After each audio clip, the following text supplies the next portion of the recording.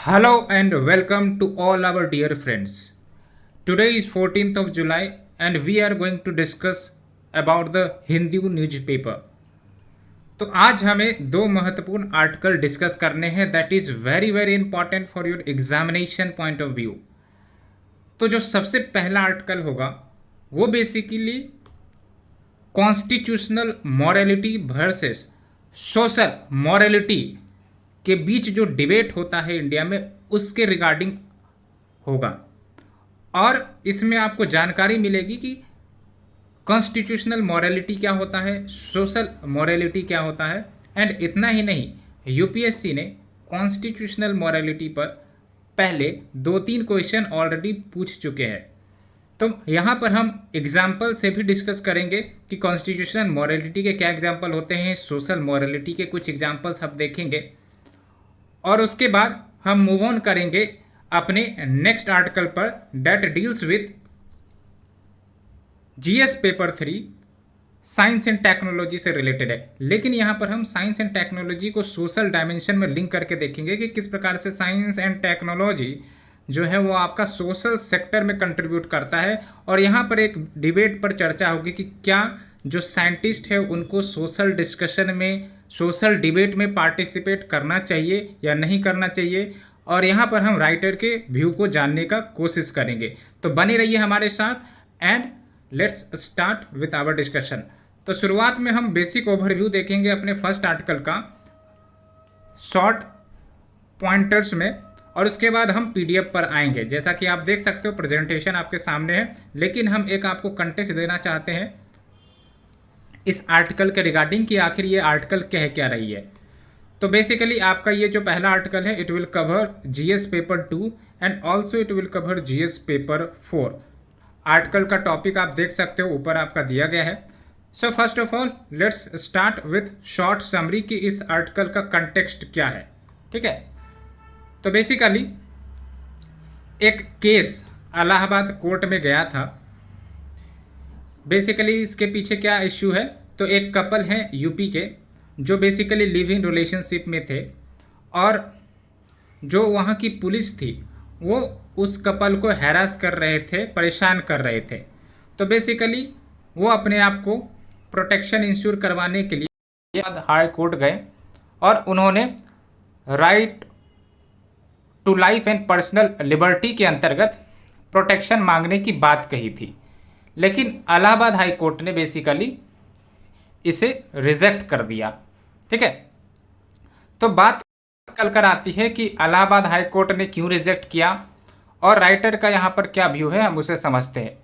ठीक है, तो सबसे पहले हम समझने का कोशिश करते हैं ये जो आपका लिव इन रिलेशनशिप है। लिव इन रिलेशनशिप आजकल काफ़ी ज़्यादा चर्चा में रहती है, आपको पता होना चाहिए लिव इन रिलेशनशिप का मतलब क्या होता है। Live in relationship in simple मतलब कि आपका जो मेल एंड फीमेल बेसिकली एक साथ रहते हैं विदाउट मैरिज, और वो बेसिकली होता है to understand the behaviour of one another, है ना। और भी बहुत सारी चीज़ें होती हैं बट ये कंटेक्स्ट आपको ध्यान में रखना है।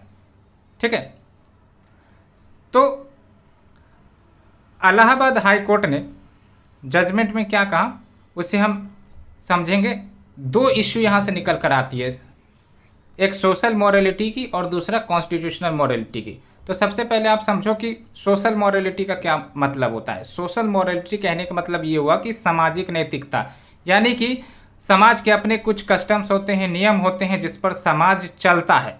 ठीक है, जैसे आप समझो कि अपोजिट सेक्स मैरिज जो आपको देखने को मिलती है हमारे समाज में, लेकिन आप अगर यूएस की बात करो तो वहाँ पर सेम सेक्स मैरिज लीगलाइज हो चुका है ना। उसी प्रकार से जो लिव इन रिलेशनशिप की बात चल रही है आजकल, तो लिव इन रिलेशनशिप में क्या होता है कि आपका कपल्स एक साथ रहते हैं बट विदाउट मैरिज। तो हमारा सोसाइटी अभी इसे एक्सेप्ट नहीं करता है ना। तो ये हो गया आपका सोशल मोरालिटी के एग्जाम्पल जहाँ पर आपका हमारा समाज इन सब इवेंट्स को एक्सेप्ट नहीं करता है। और अगर हम बात करें कॉन्स्टिट्यूशनल मोरालिटी की तो इसका मतलब हुआ संवैधानिक नैतिकता। संवैधानिक नैतिकता नाम से ही पता चल रहा है कि ये जो आपके आइडियल्स होंगे, नैतिकता होगा, वो बेसिकली संवैधानिक प्रोविजन से निकल कर आते हैं। ठीक है, इसके एग्जाम्पल की बात करें तो जैसे जो आपका लिव इन रिलेशनशिप है, संविधान में इसे इलीगल तो करार नहीं दिया गया है, लेकिन सोसाइटी ने इसे एक्सेप्ट नहीं किया है। तो बेसिकली संविधान से अनुसार देखें तो ये एक्सेप्टेबल होगा सोसाइटी में, लेकिन अगर हम सोसाइटी के अनुसार देखें तो ये फिलहाल एक्सेप्टेबल नहीं है हमारे सोसाइटी में। ठीक है, तो ये कुछ एग्जांपल्स हमने आपको बताया। होप कि जो डिफरेंसेस हैं between the social morality and constitutional morality वो क्लियर हो गई होगी। ठीक है, और भी हम एग्जांपल देखने वाले हैं, इसी स्लाइड में है, तो आपको और ज़्यादा क्लियरिटी आएगी। और ध्यान रखना है आपको कि कॉन्स्टिट्यूशनल मोरालिटी से क्वेश्चन आते हैं, इसलिए ध्यान रखना है, हो सकता है डिफरेंसेस भी पूछ लिया जाए सोशल मोरालिटी और कॉन्स्टिट्यूशनल मोरालिटी के ऊपर। ठीक है, तो वो जो केस गया इलाहाबाद हाई कोर्ट में, वो बेसिकली उस केस का नाम था Kiran Rawat versus state of UP. Case याद रखने की ज़रूरत नहीं है। तो इसमें जो जजमेंट दी गई राइटर के अनुसार वो अनएक्सेप्टेबल है, यानी कि उसको स्वीकारा नहीं जा सकता। क्यों नहीं स्वीकारा जा सकता? 4-5 पॉइंट्स राइटर ने बताया। पहला बात तो ये है कि इलाहाबाद हाई कोर्ट ने सोशल मॉरलिटी को ज़्यादा तवज्जो दी रैदर देन कॉन्स्टिट्यूशनल प्रिंसिपल्स, है ना। जैसे कॉन्स्टिट्यूशनल प्रिंसिपल में right to life and personal liberty की बात होती है कि भाई साहब ये हमारा पर्सनल लिबर्टी का मामला है कि हम लिव इन रिलेशनशिप में रहे या ना रहे, बस आपको प्रोटेक्शन देनी है अंडर द फंडामेंटल राइट्स। ठीक है, तो यहाँ पर हाई कोर्ट ने सोशल मॉरलिटी को ज़्यादा तवज्जो दी। दूसरी इंपॉर्टेंट बात जो राइटर कह रहे हैं वो है कि सुप्रीम कोर्ट ने ऑलरेडी वेरियस जजमेंट्स दिए हैं जहाँ पर कॉन्स्टिट्यूशनल मॉरलिटी को तवज्जो दी गई है। ठीक है, तो फिर आप जो है सुप्रीम कोर्ट के जजमेंट्स को भी डिस्कार्ड कर रहे हो, ये दूसरा पॉइंट राइटर ने बोला। तीसरी बात राइटर ने बोली कि आप जो है पर्सनल लॉज ऑफ मैरिज, जो रिलीजियस कम्युनिटीज के पर्सनल लॉज है, उन पर आप रिलाई कर रहे हो rather than the constitutional value जो संविधान हमें बता रही है, संविधान हमें कह रही है। जैसे राइटर ने एक बात कोट की कि जो हाई कोर्ट है उन्होंने कहा कि extramarital and premarital not recognised under the Muslim law, है ना। तो राइटर इस व्यू को निकालते हैं कि कहीं ना कहीं ये जो जजमेंट है that represents the orthodoxy view point of the judiciary. ठीक है, यानी कि social orthodoxy and religious revivalism. ठीक है, और दूसरी इंपॉर्टेंट बात ये कि कहीं ना कहीं हाई कोर्ट ने कॉन्स्टिट्यूशनल एजुकेशन पर फोकस नहीं किया, रैदर उन्होंने ट्रेडिशनल बिलीफ सिस्टम जो मैरिज पर है एंड मॉरल्स पर है उसको इन्फोर्स करने का प्रयास किया। अब ये भाई साहब कॉन्स्टिट्यूशनल एजुकेशन क्या होता है? कॉन्स्टिट्यूशनल एजुकेशन का मतलब ये हुआ कि कोई भी जो डिस्प्यूट आती है कोर्ट में तो उसको हम संवैधानिक प्रोविजंस के अनुसार सॉर्ट आउट करने का प्रयास करते हैं, यही है कॉन्स्टिट्यूशनल एजुकेशन। तो constitutional education simply means you go as per the constitutional values, है ना। बिकॉज हमारा एक संविधान है, उसके वेरियस प्रोविजंस हैं, जैसे राइट टू इक्वलिटी है, right to life and personal liberty है, ठीक है, इक्वलिटी बिफोर लॉ है, राइट अगेंस्ट अनटचेबिलिटी है। तो ये सब जो राइट्स हमें दिए गए हैं, तो जजमेंट जो दिया जाएगा जुडिशियरी के द्वारा तो वो बेसिकली संविधान के प्रोविजन के अनुसार होगा, ये बात राइटर कह रहे हैं। और कुछ केस स्टडी राइटर बताना चाह रहे हैं जहाँ पर सुप्रीम कोर्ट ने कॉन्स्टिट्यूशनल एजुकेशन के प्रिंसिपल को प्रमोट किया, यानी कि कॉन्स्टिट्यूशनल मॉरलिटी को प्रमोट किया। जो डिसीजन सुप्रीम कोर्ट ने दिए अपने जजमेंट में वो कॉन्स्टिट्यूशनल वैल्यूज के आधार था, कॉन्स्टिट्यूशनल प्रोविजंस के अनुसार था। जैसे आपका ये जो रिसेंट जजमेंट आया था सुप्रीम कोर्ट का Joseph shine versus union of India case 2018 में, जहां पर एडल्टरी को सुप्रीम कोर्ट ने डीक्रिमिनलाइज किया था। और आपको पता होगा एडल्टरी, अगर नहीं पता तो आप हमें कमेंट सेक्शन में बताइए, ठीक है। और दूसरा केस जो राइटर ने रेफरेंस दिया है वो है आपका नवतेज सिंह जौहर, ये भी आपका 2018 में जजमेंट आया था। इसमें सुप्रीम कोर्ट ने जो article 377 of the Indian penal code उसको स्ट्राइक डाउन कर दिया था। और ये जो आपका आर्टिकल 377 ऑफ द आईपीसी है that deals with the same sex relation, ठीक है।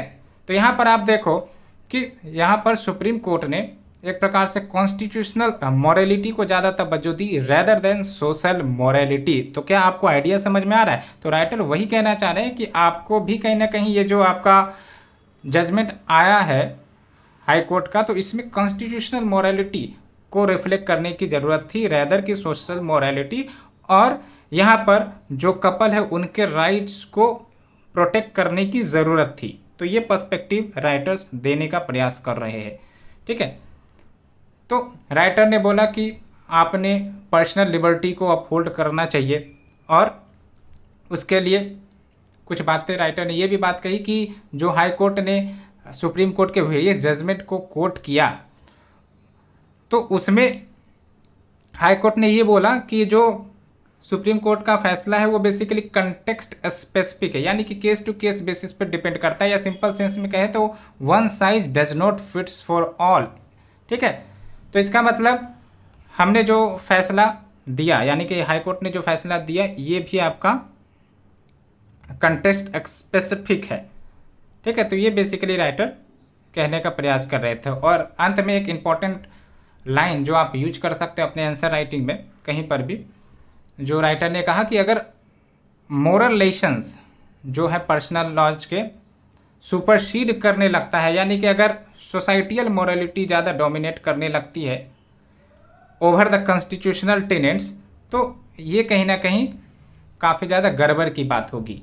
तो ये बेसिक कंसेप्ट ओवरव्यू मैंने आपको बता दिए। अब आपको पूरी तरह से जो प्रेजेंटेशन है वो क्लियर हो जाएगी। तो let's move to the presentation. तो ये आप देख सकते हो, ये पूरे आर्टिकल में यही बात करने का प्रयास कर रहे हैं, और यहाँ पर जो डिबेट है वो कॉन्स्टिट्यूशनल मॉरलिटी के ऊपर है। तो बैकग्राउंड मैंने आपको बता दिया, और क्या इश्यू राइटर रेज करने का प्रयास कर रहे थे, तो मैंने आपको बताया कि जो कोर्ट है उन्होंने सोशल मॉरलिटी को ज़्यादा प्रमोट किया rather than constitutional principles that deals with individual autonomy and personal liberty.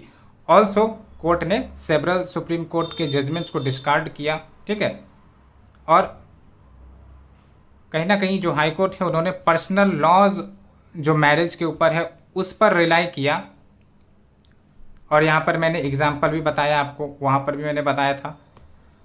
और कहीं ना कहीं ये जो डिसीजन है जुडिशरी का वो ऑर्थोडॉक्सी को रिप्रेजेंट करता है ना। इंडिविजुअल लिबर्टी एंड ऑटोनॉमी पर फोकस नहीं किया गया, उसको इम्पोर्टेंस नहीं दिया गया, और ये जो वर्डिक्ट है that shows a clear inclination toward social orthodoxy and religious revivalism that we already discuss in the previous slide. And यहाँ पर देख सकते हो कॉन्स्टिट्यूशनल एजुकेशन के बजाय कोर्ट ने बेसिकली ट्रेडिशनल बिलीफ सिस्टम जो मैरिज के ऊपर है, मॉरल्स के ऊपर है, उसको इम्प्लीमेंट करने का प्रयास किया। तो ये बात निकल कर आती है। एंड अल्टीमेटली राइटर कहते हैं कि सुप्रीम कोर्ट ने अपने वेरियस जजमेंट में ये बातें कही है, वेरियस जजमेंट में डिसीजन दिया है कि आपका जो डिसीजन सुप्रीम कोर्ट देती है that binds on all the courts in the country. तो जो भी इस मैटर पर सुप्रीम कोर्ट का जजमेंट था उनके अनुसार चलना चाहिए था, है ना। जैसे यहाँ पर कॉन्स्टिट्यूशनल मॉरलिटी को इम्प्लीमेंट करने की बात होनी चाहिए थी, और सुप्रीम कोर्ट ने वेरियस जजमेंट में कहा भी है कि आपका यहाँ पर देखो लता सिंह केस 2006 जो सुप्रीम कोर्ट है उन्होंने पुलिस अथॉरिटीज़ को डायरेक्ट किया था कि बेसिकली अगर कोई भी एडल्ट इंटर कास्ट या फिर इंटर रिलीजियस मैरिज करता है तो ये इंश्योर करे कि उनको कोई हैरेस ना करे। तो ये रेफरेंस की बात कही गई है ना। तो वही बात यहाँ पर हमें देखने को मिल रही थी। फिर हमने आपको कॉन्स्टिट्यूशनल एजुकेशन क्या है उसके बारे में बताया। ठीक है, कॉन्स्टिट्यूशनल एजुकेशन में क्या होता है कि जो कोर्ट होती है वो बेसिकली कोई भी सोशल प्रैक्टिस को या फिर ह्यूमन कंडक्ट को ना तो इनकरेज करती है ना तो डिस्करेज करती है, वो संविधान के प्रोविजंस के अनुसार चलती है। ये सीधा पॉइंट आपको ध्यान में रखना है। ठीक है, एंड वेरियस जजमेंट जो हमने आपको कोट किया अभी स्लाइड में, एक है आपका Joseph signed versus union of India case 2018 जहां पर कोर्ट ने एडल्टरी को डीक्रिमिनलाइज किया। ठीक है, उसके बाद नवतेज सिंह जोहर 2018 केस जहां पर सुप्रीम कोर्ट ने section 377 of the IPC that deals with same sex relation उसको भी स्ट्राइक डाउन किया। तो ये कंटेक्स्ट आपको ध्यान में रखना, एग्जाम्पल ध्यान रखना, ये सब आपका कॉन्स्टिट्यूशनल मॉरलिटी का, कॉन्स्टिट्यूशनल एजुकेशन का एग्जाम्पल है। बेटर टू रिमेंबर बिकॉज ये केस स्टडी में आप यूज कर सकते हो, दैट इज़ वेरी इंपॉर्टेंट। और ये आपके एग्जामिनेशन में मार्क्स फेच करने में काफ़ी मदद करेगी, क्योंकि एग्जाम्पल्स कोट करने से चीज़ें आसान हो जाती है। मैंने आपको एग्जाम्पल 2-3 शुरुआत में ही बताया, लिव इन रिलेशनशिप का, ठीक है, या फिर सेम सेक्स मैरिज का, या फिर आपका अदर एग्जाम्पल्स। तो होप यू अंडरस्टूड। तो अंत में राइटर यही बोलते हैं कि भाई साहब पर्सनल लिबर्टी को अपहोल्ड करने की ज़रूरत है, और सुप्रीम कोर्ट के जो जजमेंट्स है वो कहीं ना कहीं इसी तरफ इंगित करते हैं। तो एक केस लता सिंह 2006 केस, इसके बारे में मैंने आपको बता ही दिया है। एक है आपका S Khushboo versus Kanhaiyamal and ANR case 2010। यहाँ पर सुप्रीम कोर्ट ने कहा था कि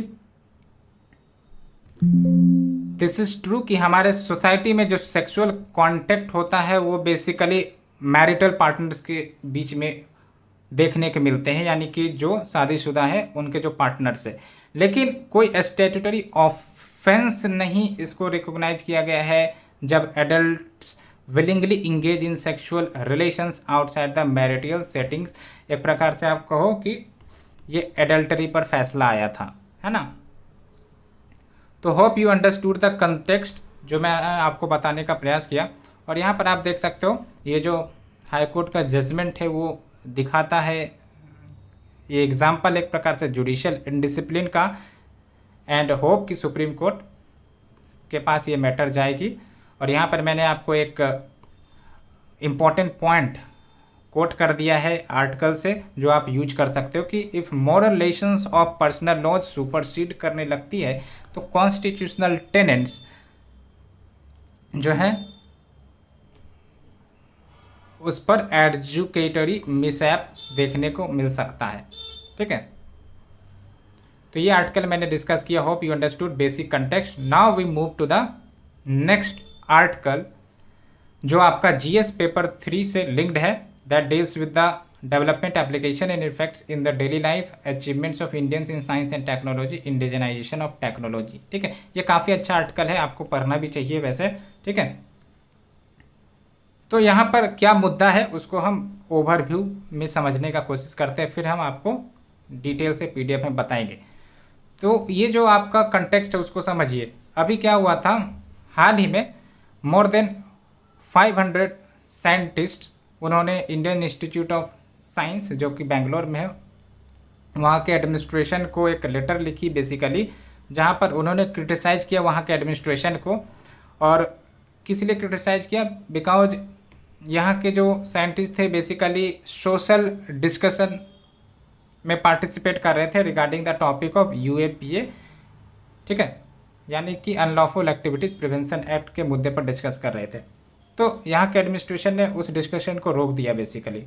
तो ये मैटर जब हाईलाइट हुई तो वेरियस साइंटिस्ट कम्युनिटी ने प्रोटेस्ट जताया, और दैट्स वाई उन्होंने आईआईएससी को लेटर लिखी क्रिटिसाइजिंग दैट स्टेप।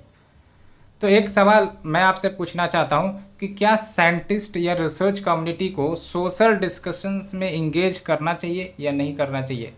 तो आप सोचोगे कि भाई साहब अगर साइंटिस्ट या रिसर्च कम्युनिटी सोशल डिस्कशन के मुद्दे पे इंगेज करने लगेगी तो उनका जो ध्यान है रिसर्च के ऊपर, साइंटिफिक स्टडी के ऊपर, वो सब डाइवर्ट हो जाएगा और वो अपना प्रॉपर टाइम रिसर्च में नहीं दे सकेंगे, वो डाइवर्ट हो जाएंगे, ऐसा आपको लग रहा होगा। लेकिन ऐसी बात नहीं है। आपको पता होना चाहिए कि अगर साइंटिस्ट या रिसर्चर्स सोशल डिस्कशन में भी इंगेज करते हैं तो बेसिकली उससे क्या होता है कि more and more broaden result निकल कर आती है, जो कहीं ना कहीं कम्युनिटीज़ में इनइक्वलिटी कम करने का मदद करती है, हेल्प करती है। तो यहाँ पर साइंटिस्ट मतलब यहाँ पर राइटर वही बात बताने का प्रयास कर रहे हैं कि ये जो स्टेप लिया गया आईआईएससी के द्वारा, जहाँ पर उन्होंने डिस्कशंस पर रोक लगा दी थी, तो वो गलत था, और क्यों गलत था उसका हम एनालिसिस करेंगे, क्या पॉइंट्स राइटर बताने का प्रयास करते हैं, ठीक है। तो आप देख सकते हो डिबेट क्या है आपका कि whether scientist should focus on social discussion और नॉट। तो राइटर जो है पॉजिटिव व्यू इस मुद्दे पर दे रहे हैं।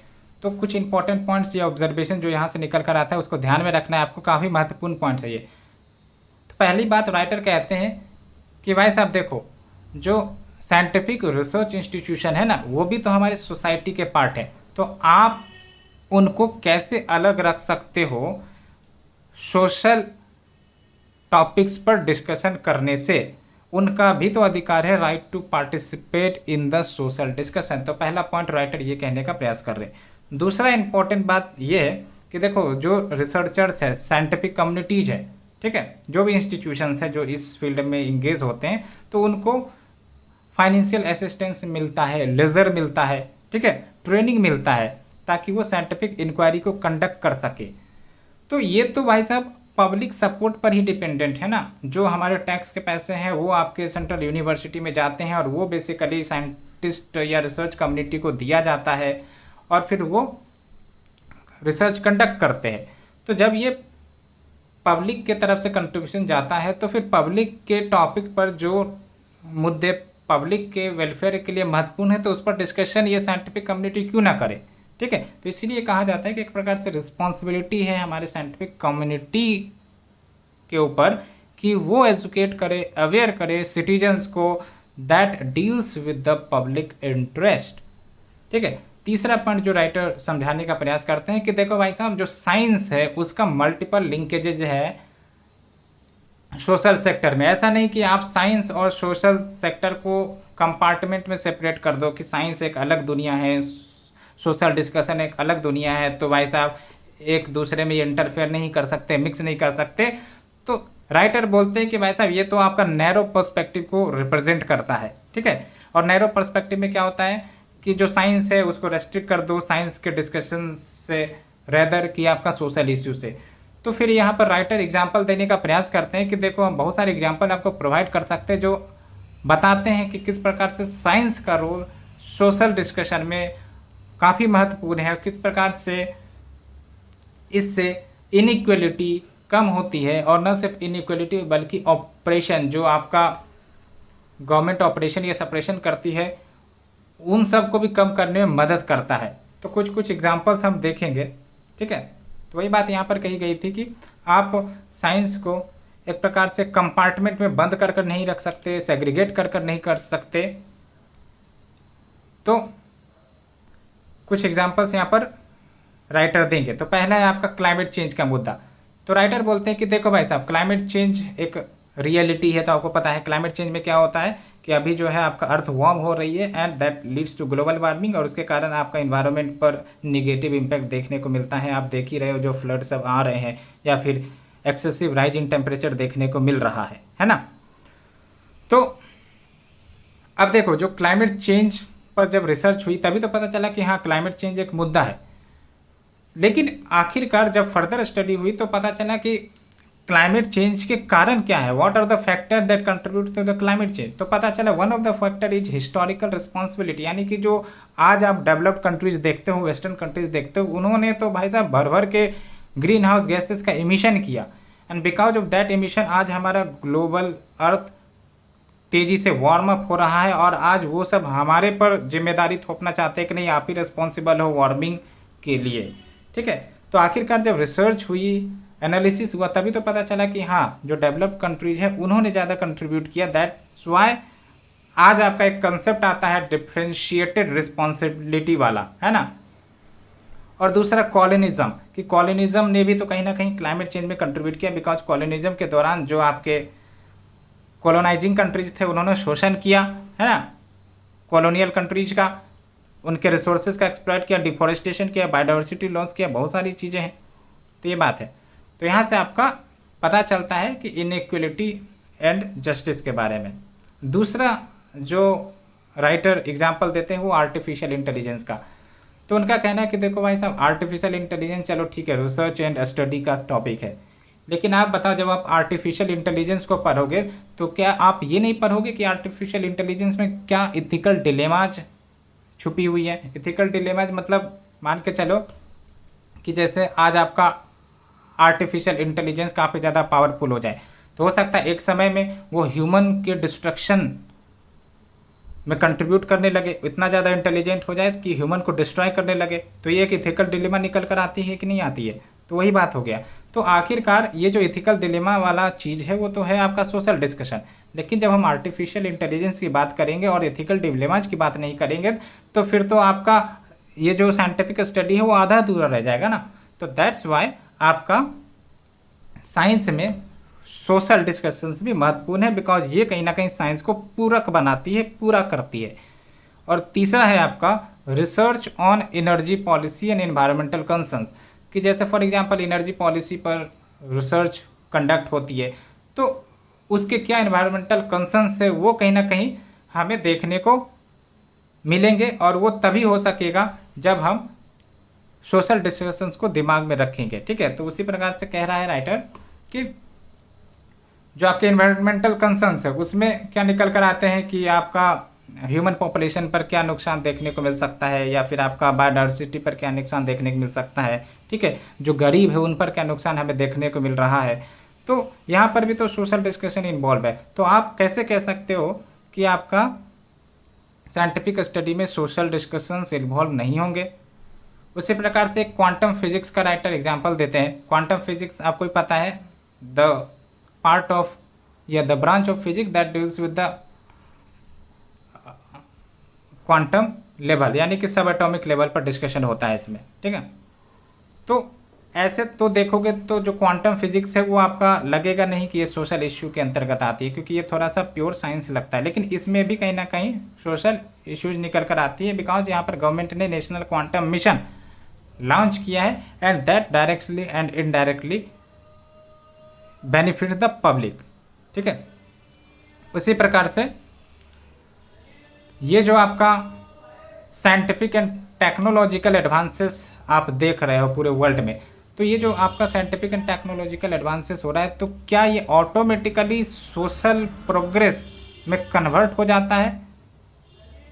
तो ऑटोमेटिकली सोशल प्रोग्रेस में तो कन्वर्ट नहीं होगा। क्यों नहीं होगा? बिकॉज सोशल प्रोग्रेस में हम सारे लोगों का हित को देखते हैं, लेकिन आप समझो कि साइंटिफिक एंड टेक्नोलॉजिकल प्रोग्रेस हुआ और पता चला कि जो कैपिटलिस्ट है उन्होंने इस टेक्नोलॉजी का पूरे भरपूर तरीके से मतलब यूटिलाइज किया, तो ऐसे में क्या होगा? इनइक्वलिटी काफ़ी ज़्यादा वाइड होने लगेगी। जिसके पास पैसे है वो इन टेक्नोलॉजी का इस्तेमाल करके बिजनेस एक्सपेंड करेगा, अपने वेल्थ को एक्सपेंड करेगा, और जो गरीब है वो तो ऐसे ही रह जाएंगे। तो दैट्स वाई जो भी साइंटिफिक एंड टेक्नोलॉजिकल एडवांसेस होते हैं वो ऑटोमेटिकली सोशल प्रोग्रेस में तब्दील नहीं होते हैं। एक तरीका होता है, एक अप्रोच होता है कि कैसे हम डिसएडवांटेजियस सेक्शन में ये जो पॉजिटिव्स है साइंटिफिक रिसर्च के या टेक्नोलॉजिकल एडवांटेजेस के वो हम इंसर्ट कर पाए। 10 बार देखते हो आपकी गवर्नमेंट का रोल निकल कर आता है, गवर्नमेंट वेरियस पॉलिसी निकल कर आती है टू डेवलप ए प्लान ताकि पुअर पीपल का भी वेलफेयर हो सके। ठीक है, तो बात होती है। नहीं तो क्या होगा कि इनइक्वलिटी एंड ऑपरेशन हमें देखने को मिल सकती है। ठीक है, इनइक्वलिटी जैसे बिजनेस फर्म्स, बड़े बड़े बिजनेस फर्म्स पता चला वो साइंटिफिक एडवांटेज ले रहे हैं, लेकिन जो छोटे MSME है वो एडवांटेज नहीं ले पा रहे, तो ये सब चीज़ें भी निकल कर आती है। ठीक है, तो ये एग्जाम्पल राइटर कोट करने का प्रयास कर रहे थे। इसीलिए कहा जाता है कि साइंटिस्ट को इन्वॉल्व करने की ज़रूरत है डिस्कशन में कि किस प्रकार से साइंस को डिप्लॉय किया जाए, कितनी तवज्जो दी जाए किस सेक्टर को।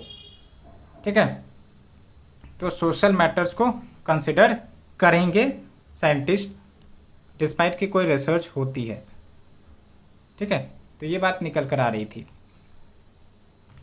और फिर राइटर कुछ ऑर्गेनाइजेशंस के एग्जाम्पल देते हैं जो कहीं ना कहीं साइंटिफिक वर्ल्ड से जुड़े तो हैं बट सोशल डिस्कशंस में भी वो इंगेज रहते हैं। वो ऑर्गेनाइजेशन के हम नाम PDF में देख लेंगे, प्रेजेंटेशन में देखेंगे।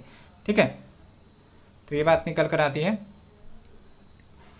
एंड तो फिर आखिरकार जो इंस्टीट्यूशंस है आखिरकार इतने ज़्यादा रेस्ट्रिक्शंस क्यों लगा रहे हैं, वाई द प्रेशर, ये बात एक कंक्लूजन के रूप में राइटर बताने का प्रयास कर रहे हैं। तो बेसिकली वो बोल रहे हैं कि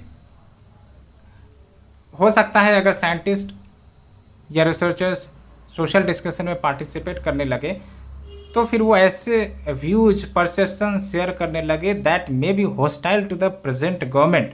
तो ऐसे में क्या होगा कि इंस्टीट्यूशंस पर हो सकता है समस्याएं क्रिएट हो जाएं। तो एक रीजन तो इन्होंने ये बताया, दैट्स वाई जो लेवल ऑफ सेल्फ सेंसरशिप है ऑन द व्यूज या स्पीच या परसेप्शंस या नोशंस जो दिए जाते हैं रिसर्चर्स के द्वारा या फिर फैकल्टी के द्वारा, उसको लिमिट किया जा रहा है, उसको सेंसरशिप किया जा रहा है। ठीक है, तो ये बात है। और साथ ही साथ कुछ इंस्टीट्यूशंस ने सिविल सर्विसेज रूल्स को भी इम्प्लीमेंट कर दिया है that prohibits the government criticism. ठीक है, जबकि ये जो आपका सिविल सर्विसेज रूल है ये गवर्नमेंट ब्यूरोक्रेट्स पर लागू होता है, not for the academic scientist.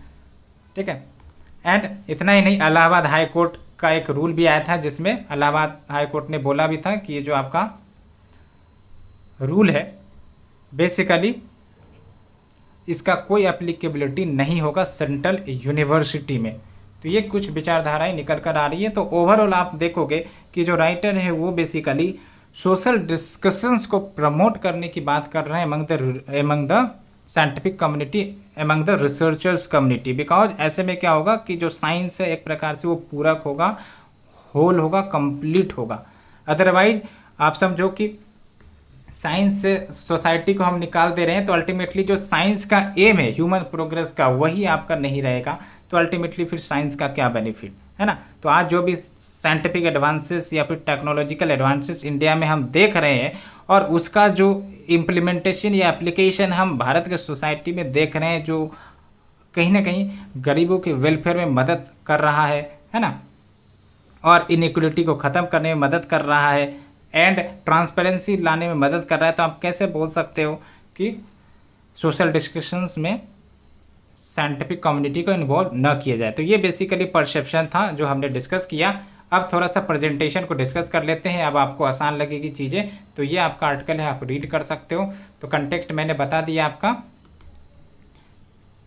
और यहाँ पर क्या था कि जो भी फैकल्टी ने अपना विरोध जताया था तो उनके ऊपर शो कॉज नोटिस इश्यू कर दिया गया इंस्टीट्यूशन के द्वारा। ठीक है,